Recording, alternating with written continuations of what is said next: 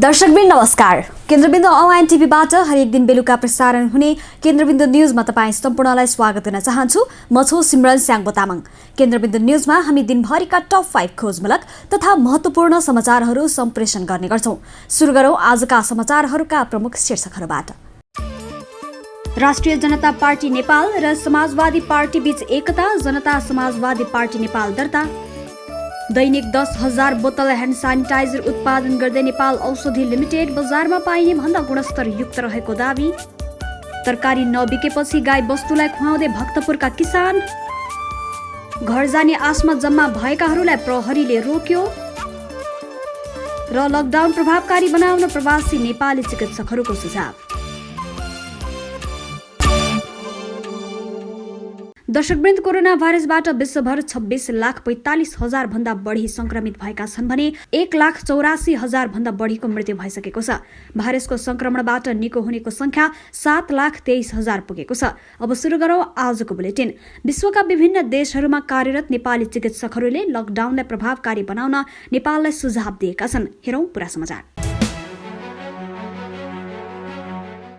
कतारको दोहामा विगत 6 वर्षदेखि कार्यरत सर्लाहीका डाक्टर मुदासिर आलम कोभिड-19 को संक्रमण नेपालमा बढ्न नदिन लकडाउनलाई प्रभावकारी माध्यम भएको बताउँछन्। नेपालले समयमै लकडाउन गरेकाले तुलनात्मक रूपमा संक्रमण कम देखिएकाले यसतर्फ सबै गम्भीर हुन उनले सुझाव दिएका छन्। विगत 20 वर्षदेखि नर्वेमा कार्यरत अर्का नेपाली चिकित्सक डाक्टर सुरज थापा पनि लकडाउनले केही समस्या आए पनि अहिले अर्को विकल्प नभएको बताउँछन्। ओस्लो युनिभर्सिटी अस्पतालमा कार्यरत काठमाडौँका डाक्टर थापाले कोभिड-19 को संक्रमण नियन्त्रण गर्न अपनाइने लकडाउनको प्रयासलाई गलत नबुझ्न पनि आग्रह गरेका छन्। जापानको सेन्ट लुक इन्टरनेशनल युनिभर्सिटीमा सामुदायिक स्वास्थ्यमा विद्यावारिधि गरिरहेकी जापानको सेन्ट लुक इन्टरनेशनल युनिभर्सिटीमा सामुदायिक स्वास्थ्यमा विद्यावारिधि गरिरहेकी एलिजा केसी अधिकारीलाई कोभिड-19 एकजनामा पुष्टि हुने बित्तिकै नेपाल सरकारले लकडाउनको निर्णय गरेर सही गरेको लागेको बताएकी छिन्। अमेरिकाको मेरील्यान्ड स्टेट युनिभर्सिटीमा कार्यरत डाक्टर सुरेश बस्नेतले लकडाउनको निरन्तरतासँगै जनजीवनलाई पनि व्यवस्थित गराउनेतर्फ जोड दिन नेपाल सरकारलाई सुझाव दिएका छन्। समयसँगै कोभिड-19 को महामारी समेत कम हुने र औषधि समेत पत्ता लाग्ने तथा विश्व नै यसका विरुद्ध लडिरहेकाले यस समयमा रोकथामका लागि नै राज्यको जोड रहनुपर्ने उनको भनाइ छ। जति धेरै परीक्षण हुन सक्छ त्यति नै काम गर्न सजिलो हुने डाक्टर बस्नेत बताउँछन्। अमेरिकाकै नर्थ क्यारोलिनामा रहेको केप फेयर भ्याली अस्पतालमा कार्यरत डाक्टर भास्कर कुँवर छेत्रीले लकडाउनसँगै द्रुत गतिमा परीक्षणको काम गर्न सुझाव दिएका छन्। उता पोल्यान्डमा रहेकी डाक्टर अलिनी पोखरेल सुवेदी पनि तत्काल लकडाउन खोल्न नहुने सुझाव दिन्छन्। उनले अस्पतालहरूमा बहिरङ्ग सेवा बन्द नगर्न पनि सुझाव दिएकी छिन्। यसैगरी दक्षिण अफ्रिकामा रहेका डाक्टर पुष्पराज भट्टराईलाई नेपालले रोकथाममै बढी जोड दिनुपर्ने बताए। आफू कार्यरत अस्पतालमा एउटा छुट्टै विभाग बनाएर अहिले परीक्षणको प्रबन्ध मिलाइएको जानकारी गराउँदै एनआरएनए दक्षिण अफ्रिकाका अध्यक्ष समेत रहेका डाक्टर भट्टराईले परीक्षण गर्दा पोजिटिभ देखिए उपचारको प्रक्रिया अगाडि बढाइने गरिएको बताए। उता इङ्ल्यान्डमा कार्यरत डाक्टर सुनिल शाहले पनि नेपालमा अप्रेल महिनाभर लकडाउन गर्नुपर्ने सुझाव दिएका छन्।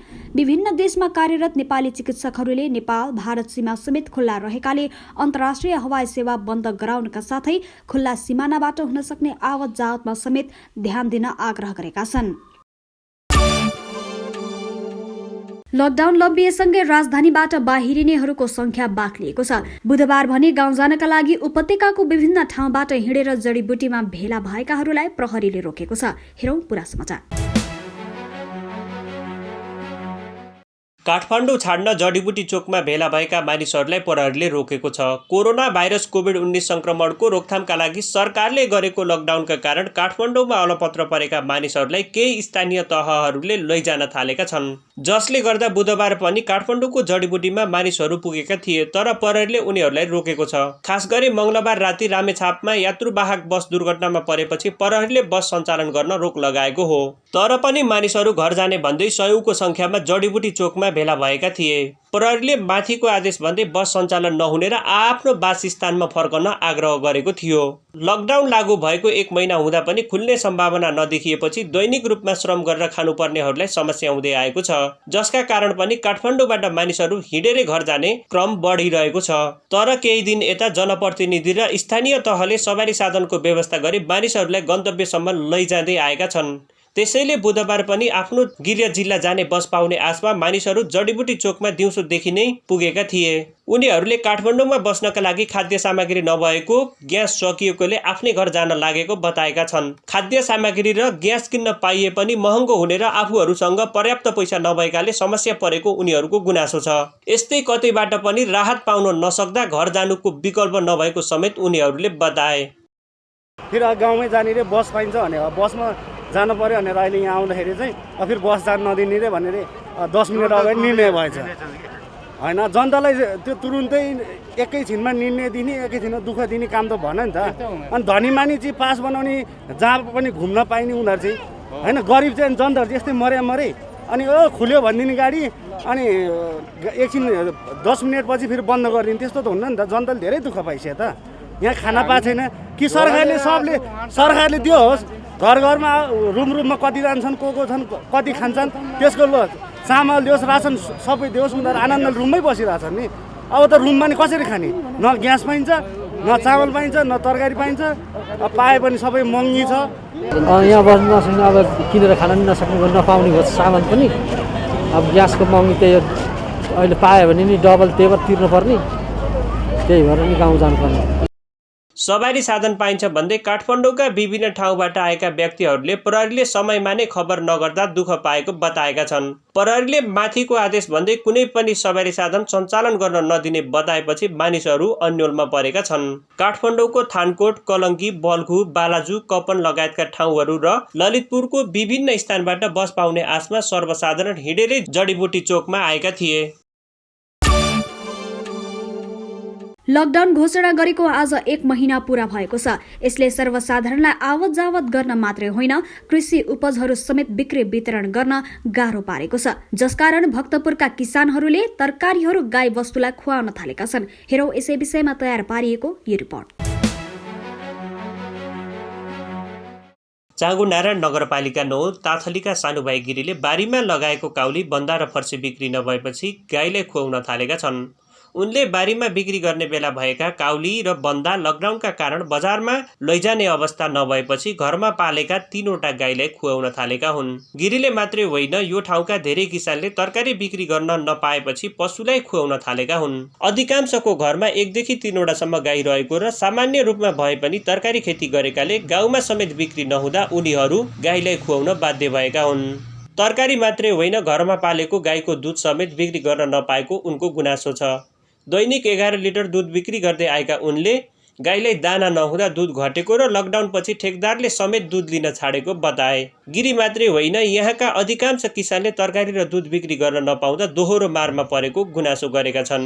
स्थानीय श्याम खत्रीले दुध र तरकारी बिक्री नहुँदा साना किसान दोहोरो मारमा परेको बताए। जिल्लाका ताथली, सुडाल, बागेश्वरी, नगरकोट, छालिङ, चाँगु, सिपाडोल लगायतका किसान तरकारी र दुध बिक्री गर्न नपाउँदा समस्यामा परेको खत्रीको भनाइ छ। सूर्यविनायक नगरपालिका 8 सिपाडोलका कान्छा श्रेष्ठले खेतमा तरकारी र घरमा दुध भए पनि बिक्री नहुँदा 1 लाख रुपियाँ भन्दा बढी नोक्सान बेहोर्नु परेको बताए। वर्षौंदेखि तरकारी खेती गर्दै आएका यहाँका किसानलाई कोरोना भाइरसका कारण यस वर्ष लाखौं रुपियाँको नोक्सानी हुने भएको छ। मध्यपुर ठिमी नगरपालिका नगर देशका कृषक राम प्रसाद प्रजापतिले हरियो तरकारी बिक्री गर्न नपाउँदा समस्या परेको बताए। त्यस्तै लकडाउनका कारण खेतमा भएको तरकारी बिक्री गर्न नपाएको स्थानीयवासी सुमन श्रेष्ठको भनाइ छ। लसुन छिप्पिन थालेको बताउँदै उनले अरू हरिया तरकारी पनि खेर जान थालेकोमा चिन्ता व्यक्त गरे। कोरोना भाइरसको संक्रमणसँगै सेनिटाइजरको अभाव भएपछि नेपाल औषधि लिमिटेडले सेनिटाइजर उत्पादन गर्न थालेको छ। बजारमा पाइएको सेनिटाइजरको तुलनामा गुणस्तरीय सेनिटाइजर उत्पादन गरिरहेको कम्पनीको दाबी छ। हेरौं पूरा समाचार। नेपाल औषधि लिमिटेडले दैनिक 10,000 बोतल ह्यान्ड सेनिटाइजर उत्पादन गरिरहेको जनाएको छ। नेपालमा लकडाउनको अवस्थामा चरम अभाव रहेको सेनिटाइजरको सहजताका लागि लिमिटेडले गत चैत्र 2 गतेदेखि उत्पादन थालेको हो। औषधि लिमिटेडका निमित्त महाप्रबन्धक विजय श्री रत्न वज्राचार्यले कोभिड-19 का लागि चाहिने अत्यावश्यक ह्यान्ड सेनिटाइजर उत्पादन गरिरहेको जानकारी दिए। उनका अनुसार अहिले विभागले दैनिक 8 देखि 10,000 ह्यान्ड सेनिटाइजर उत्पादन गरिरहेको छ भने 5 देखि 6,000 बिक्री वितरण भइरहेको छ। विभागले 100 ml बोतलको सेनिटाइजर उत्पादन गरिरहेको हो। लिमिटेडसँग दैनिक 20,000 उत्पादन गर्ने क्षमता छ। तथापि कच्चा पदार्थ र जनशक्तिको अभावले आवश्यक मात्रामा उत्पादन गर्न सकिएको छैन। विशेष गरी सरकारी कार्यालय, विभिन्न निकाय र विभागले उत्पादन गरेको सेनिटाइजर उपभोग गरिरहेका छन्। धेरै कार्यालय तथा निकाय विभागकै बिक्री वितरण कक्षमा आएर आवश्यक सेनिटाइजर लैजाने गरेका छन् भने कतिपय औषधि खरिदकर्ताले विभागबाट खरिद गरेर बिक्री वितरण गरिरहेको विभागले उल्लेख गरेको छ। औषधि लिमिटेडले पहिला थोक विक्रेतालाई मात्रै बिक्री गर्दै आए पनि अहिले विषम परिस्थिति भएकाले कार्यालय आउने जो कोहीलाई आवश्यक सेनिटाइजर होलसेल मूल्य प्रति बोतल रु 150 रुपैयाँमा उपलब्ध गराइने जनाएको छ। लिमिटेडले अहिले स्टकको सेनिटाइजर बिक्री गरिरहेको र अर्को चरणको उत्पादनमा मूल्य घटाइने जनाएको छ। लिमिटेडबाट उत्पादन भएका सेनिटाइजर बजारमा पाइने अन्य भन्दा गुणस्तरयुक्त रहेको दावी गरिँदै आएको छ। विश्व स्वास्थ्य संगठनको मापदण्ड अनुरूप उत्पादन गरिएको सेनिटाइजरमा 80% अल्कोहल हुन्छ।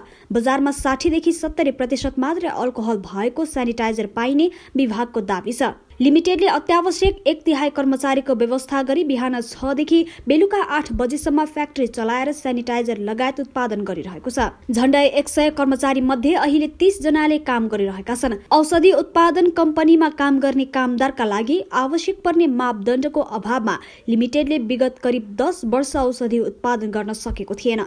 लिमिटेडले सुरुमा 120 प्रकारका औषधि उत्पादन गर्थ्यो। दर्शकवृन्द, कोरोना आतंकका बीच नेपालमा भने राजनीतिक तरंग उत्पन्न भएको छ। प्रधानमन्त्री केपी शर्मा ओलीले राजनीतिक दल सम्बन्धी अध्यादेश ल्याएपछि तरंगित राजनीतिले समाजवादी पार्टी र राजपा नेपाललाई एकजुट बनाएको छ। दुई दलबीच गए राति एकताको सहमति भएको थियो। हेरौं यसै विषयमा तयार पारिएको यो रिपोर्ट। राष्ट्रिय जनता पार्टी नेपाल र समाजवादी पार्टी एकीकृत भई बनेको जनता समाजवादी पार्टी नेपाल निर्वाचन आयोगमा दर्ता भएको छ।